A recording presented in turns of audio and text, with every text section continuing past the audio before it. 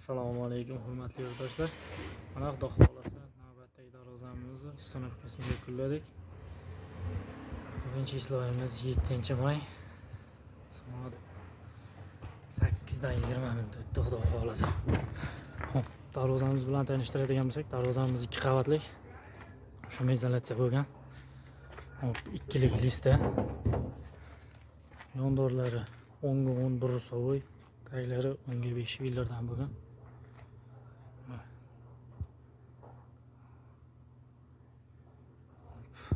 Mokriy asfalt matoviy kraska bilan bo'yaganmiz.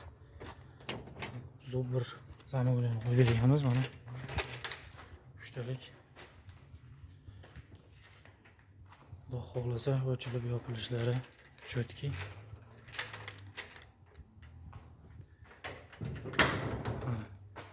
Ochilishi ham surib qattiq harakat qilish shart emas.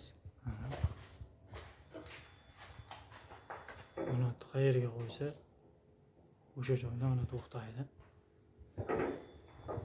Bitta qo'lda ochib yopiladi. Bunaqangi ko'p kuch kerak bo'lmaydi.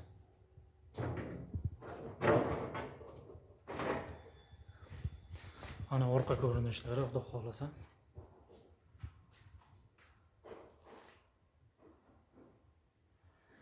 Kimga shunaqangi xizmatlar kerak bo'lsa, ekrandagi raqamlarga aloqaga chiqaverasizlar.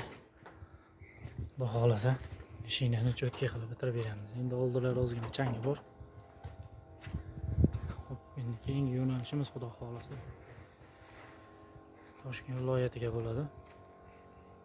Keyingisi Qibrayga bo'ladi Xudo xolasa.